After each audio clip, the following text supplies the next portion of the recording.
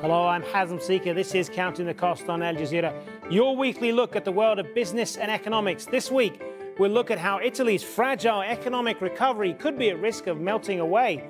That's if the next government fails to address some key issues. Stealing for a global trade war. US President Donald Trump's announcement to slap tariffs on steel and aluminium sparks an international outcry.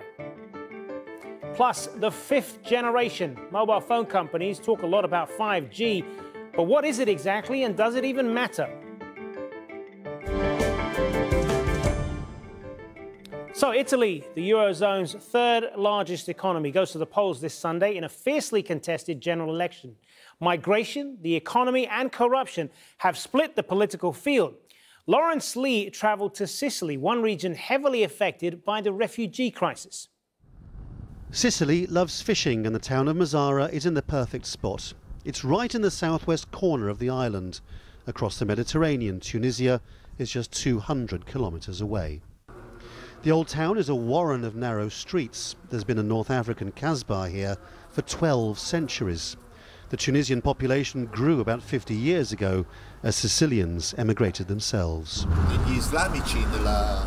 And as the mayor proudly points out, that immigration has proved hugely valuable for the economy. We needed sailors and they worked on our fishing boats. We needed farmers and they worked in our fields. 4 generations later, their children are distinguishing themselves in our schools and the jobs market.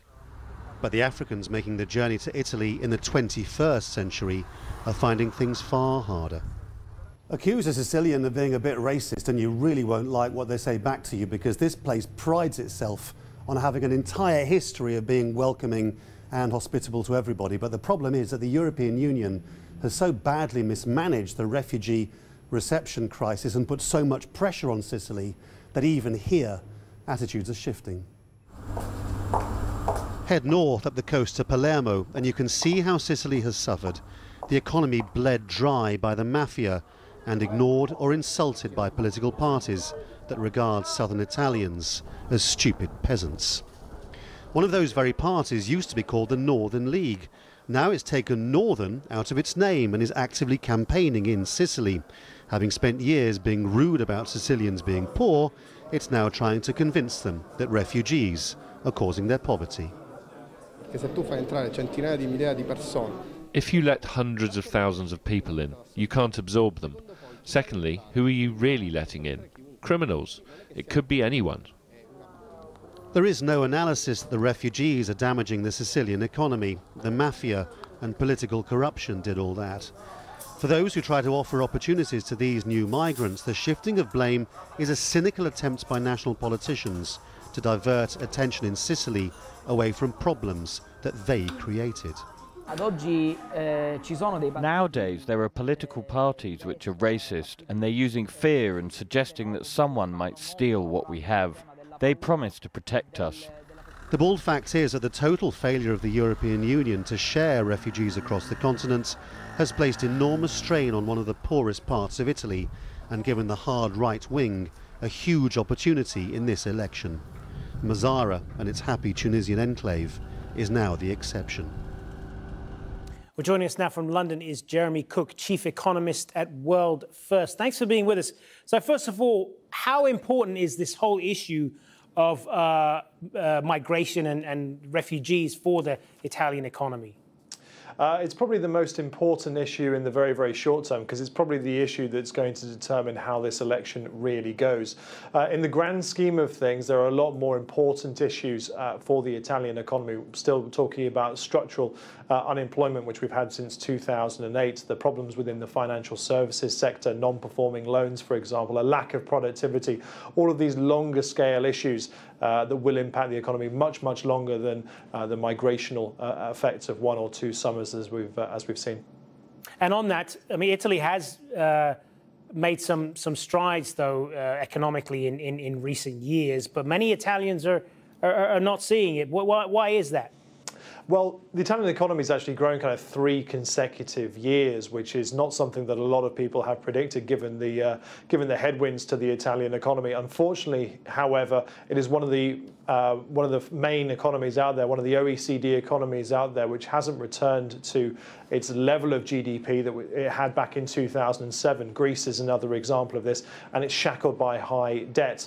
The reason why it's not translating into the pockets of the Italian populace is that unemployment is still very, very high. 1/3 of Italian 18 to 25-year-olds are still unemployed, and therefore, when you're looking at high unemployment, you're looking at an economy and an environment where wage levels are unlikely to be rising. Productivity remains very, very weak. It's about 10% below the numbers that you see in Germany, for example, or in the UK, and therefore the average Italian is having to work just a little bit harder to get to the same level of productivity as elsewhere in Europe, and that's obviously affecting their growth, affecting their pay prospects, and affecting sentiment as well. And the issue as well of Italy's public debt is still very much there. I mean, how is the new government going to have to deal with that? Very, very carefully, to be honest. You look at the campaigns of most of the coalitions and most of the parties within this Italian election, and all of them are basically talking about higher spending. Debt to GDP is still very, very high. That's been as a result of obviously an expansion of the debt pile, and also the slow run of GDP that we have seen. While it has been positive, it's been slow over the course of the past 3 or 4 years or so. So we're not likely to see any form of debt reduction strategy coming out of this election, purely because if the government of the day goes for it, then the voters are quite ably be able to turn around and say, hey, that's not what we voted for. It wasn't in any of your campaign pledges. But we do need to see investment within the Italian economy. The amount of investment that we've seen into Italy from outside of the country has been very, very poor over the course of the past 10 years. It's been half of what we've seen in France, and about 1/8 of what's happened in the UK. We're seeing as well a real brain drain coming out of Italy. I know that's partly to do with the youth unemployment, which you talked about earlier. But how much of a factor is the ease of doing business in Italy and all of the complications of the structure there and how the economy works? Italy is famously a country which loves its red tape. And the ease of doing business, the ease of setting up a business has got a lot better in the past 10 years or so. I believe around 10 years ago, they were worse than 150th in the world for a country for doing business in, and now it's up around 14th or 15th, I believe. So it's got a lot better. It's got a lot better very, very quickly, but still below Germany, still below France. So moving forward, as we talked about earlier, there's a lot more investment needs to go into regional governments within Italy, because as much as we can talk about the Italian state, the majority of the Italian state that businesses setting up in Tuscany or in Puglia or wherever it may be have to deal with will be the local issues, and those are still very, very behind the times, as it were. Jeremy Cook, thanks very much for your time. Thank you. Now, US President Donald Trump has said he will slap new tariffs on imports of steel and aluminium. It was one of Trump's key campaign pledges, but the announcement is already fueling fears of a global trade war. The European Union and Canada have already said they will retaliate, and opponents in the US say it will end up hurting businesses and consumers. Kristen Salumi has more. With us. President Donald Trump announced steep tariffs on steel and aluminum imports after this White House meeting, much to the delight of visiting industry representatives, who say they've been hurt by a flood of cheap imports. They've been very unfairly treated by bad policy, by bad trade deals, by other countries. They've been horribly treated by other countries, and they have not been properly represented. More importantly, because of that, our workers in our country have not been properly represented. The president promised to impose a 25% tariff on steel and 10% on aluminum. We're going to bring steel back. He was making good on a campaign promise to revive U.S. manufacturing and address a trade imbalance with China, a position that saw him win big in so-called Rust Belt states like Pennsylvania, where he promised to bring back jobs. But it's unclear if the tariffs will apply to other trade partners like Canada, from whom the U.S. imports the most steel. Some of Trump's cabinet are said to have fought against the tariffs, the announcement catching his staff off guard. We're not going to get into any more details until those details are finalized. And it angered Canada's foreign minister, who said any increase would be unacceptable. Any restrictions would harm workers, the industry, and manufacturers on both sides of the border, she said. The steel and aluminum industry is highly integrated and supports critical North American manufacturing supply chains.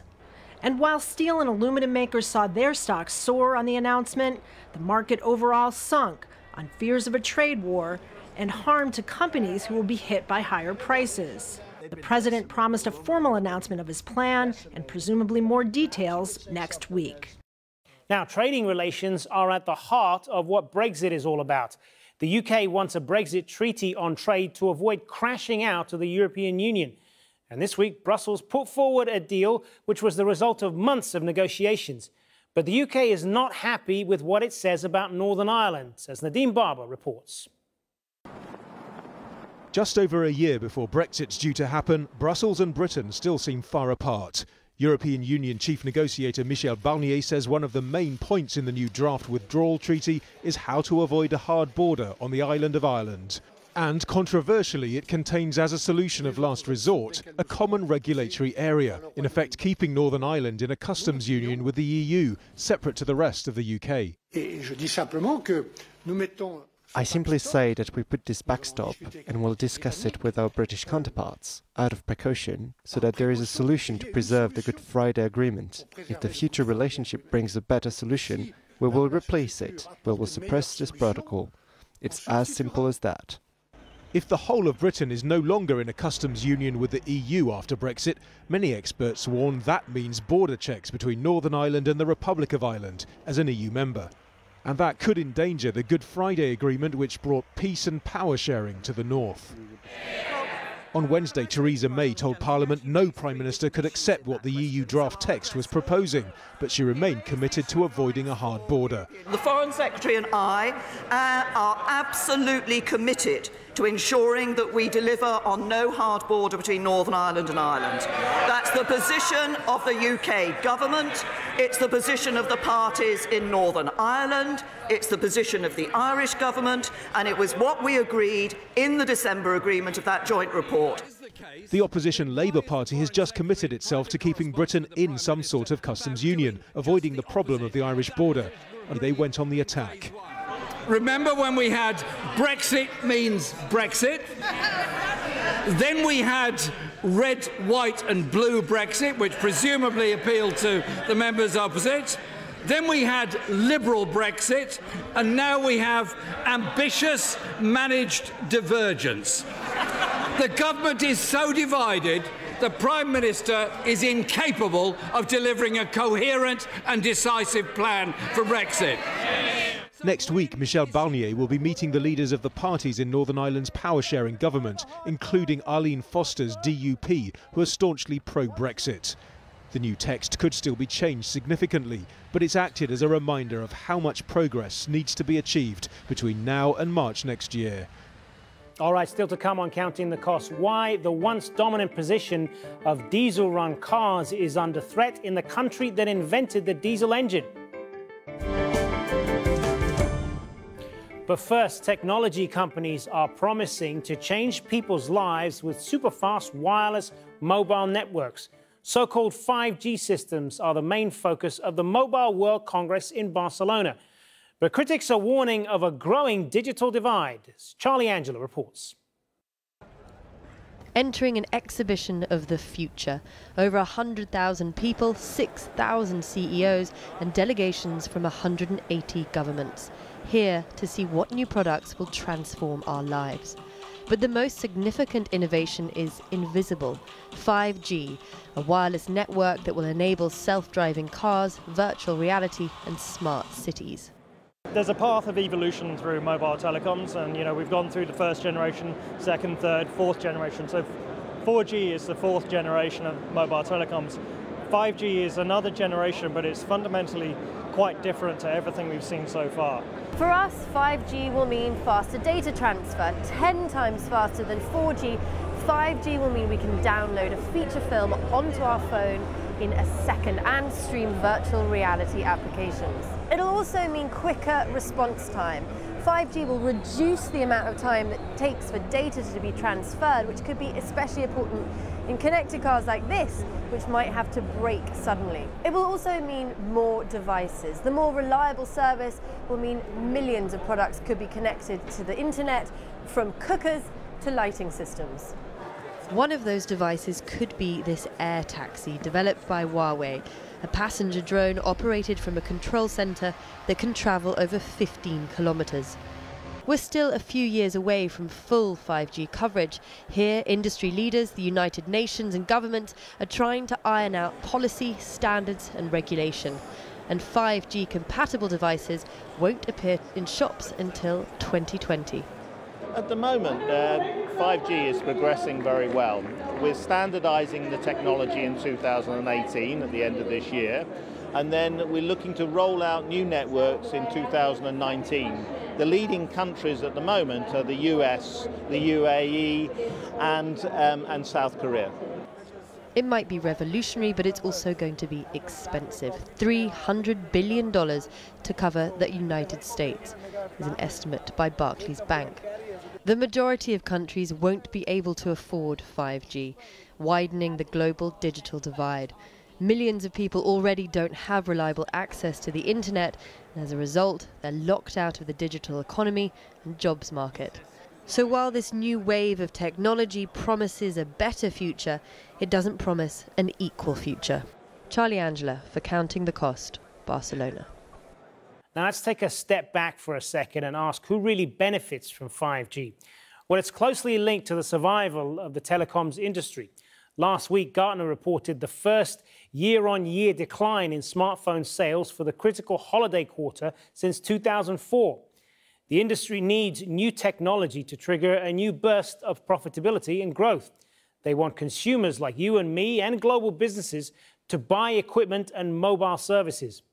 And here's a word you may also hear a lot about: spectrum. This is how companies use the airwaves for communications. Spectrum is actually a sovereign asset, and governments haven't even started auctioning off the spectrum needed for 5G yet.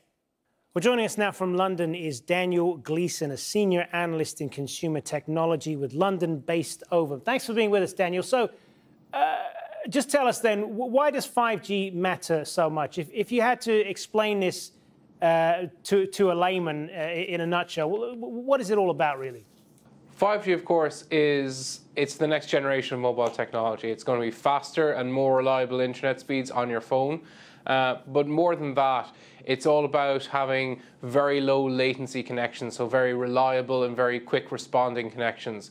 And particularly that's going to be very, very important for enabling new use cases for this technology, particularly in things like connected cars or on our various Internet of Things applications. And when we talk about technology, we often talk about what's known as the digital divide, that there is this big gap between different communities, different cultures, over how much access they have to the latest technology. Does this risk further widening the digital divide? There is always this risk, but one of the big things that operators are doing with 5G in particular is that they are using it in very high frequency spaces, what's known as millimeter wave. And in this area, you have very, very high amounts of bandwidth, which is perfectly suitable for doing point-to-point communications to rural communities and to isolated areas. So this is ideal for helping provide that last mile connection, which, for example, that fibre broadband simply cannot do due to the cost involved. So that's probably one of the big promises of 5G, that in that very high frequency band, that it can help it bridge that gap in a way that previous mobile technologies simply were not able to. And what sort of privacy issues does this bring up? I mean, when it comes to 4G, for example, we have already had to give up a lot in that area. Is 5G going to be the same?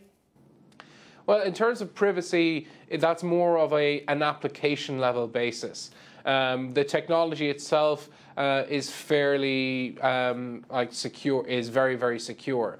The main issues in terms of privacy and security come really on the application level in terms of what your apps are doing and who they're sending that data to. Obviously, of course, within 5G, probably the thing that people will, on a network level, be most concerned about is that one of the things that 5G enables is a much smaller and denser network in urban areas, where mobile towers will only cover, a couple hundred meters in each direction, rather than 600 to 800 meters, which is what they would usually do now. As I said, the main threat in terms of security and privacy is always going to be on the application level, where the apps like Facebook, Twitter, Google, and many, many other apps track your position with much greater accuracy based off the GPS in your device, as well as having access to all the manner of sensitive information, including payment information. It does all sound very expensive, though, doesn't it? And this gets back to the earlier issue of the digital divide. Yes, exactly. And this is going to, as I said, this is probably going to be the big problem for operators in terms of how exactly they decide to roll it out. It is going to be very expensive, every part of it, from licensing the spectrum on day one to building out small networks in urban areas and eventually bridging that digital divide. As I said, one of the things that regulators have done regularly in the past, particularly with 4G, to try to accelerate this rollout has been to put restrictions or rules around the spectrum that does get licensed. Things like saying, oh, the operator has to cover 90% or 95% of the population within a certain length of time. And often, even with certain pieces of spectrum, they will say it must be used for this specific purpose and cannot be used for other ones. So that's the kind of way that governments and regulators will try to help guide the rollout of 5G and try to push operators in certain directions. The cost issue, though, is going to be very much at the forefront when you think, particularly in Western Europe and in North America, where the mobile networks are very, very mature. Everybody already has a smartphone. The proposition or the case for growth isn't very, very strong. And that's why operators in particular are looking at these automotive, these industrial and IoT related use cases for 5G to really be the bulk of the business case. They may not be very glamorous, or they may not be, the most demanding in terms of bandwidth. They're very sensitive in terms of security, in terms of reliability, and in terms of latency. And that's really the strengths of 5G compared to 4G. Daniel Gleeson, good to speak with you. Thank you. And finally, a court in Germany has just made it legal for cities to ban cars that run on diesel. The ruling in Europe's largest auto market is designed to tackle air pollution, but not all car owners are happy. Dominic Kane reports from Berlin. Soon, cities in Germany could enforce bans on older diesel vehicles. It's a move environmental groups here have long campaigned for, and now, thanks to a court ruling, they have it. We are certainly happy and satisfied. As of today, we have diesel bans in Germany. We achieved that in both of the places that we were fighting for, Düsseldorf and Stuttgart. These cities have long been amongst the most polluted in Germany. Stuttgart's geography means vehicle emissions often linger in the air. The council has considered introducing some form of ban on diesel engines. Now it's likely to act. But this ruling spells trouble for the automotive industry. Millions of vehicles could be affected, and alterations to engines or retrofitting could cost as much as $3,500 each. And then there's the uncertainty about whether other cities might want to introduce bans. Das Problem der Entscheidung besteht darin, the problem with the decision is that differing cities could have different regulations. This concerns us because a patchwork of different regulations would obviously confuse drivers. That's why we hope for a reasonable, nationwide regulation. Until now, the federal government has resisted diesel bans, saying it hoped that emission levels could be reduced through software updates for older engines. Last autumn, Angela Merkel negotiated a deal with the car industry that stopped short of introducing bans on diesel engines, meaning the court ruling was unwelcome news. What must definitely happen is that clean air plans really have to be put into action with the help of the government. We will discuss further matters with the parties concerned. What is perhaps important to mention today is that the ruling is specific to individual cities where more needs to be done, but it really does not target the whole country or all drivers in Germany. As clear as this ruling may seem, it does throw up many questions for Germany's road users. Are their vehicles going to be affected? Will they need to be expensively retrofitted? And crucially, who's going to pay for that? Dominic Kane, Al Jazeera, Berlin. And that is our show for this week. You can get in touch with us by tweeting me at @HazimSeeker and use the hashtag AJCTC when you do, or drop us an email. Countingthecost@aljazeera.net is our address. And there's more for you online at aljazeera.com/CTC. That'll take you straight to our page, which has individual reports, links, and entire episodes for you to catch up on. That is it for this edition of Counting the Cost. I'm Hazim Seeker from the whole team here. Thanks for joining us. The news on Al Jazeera is next.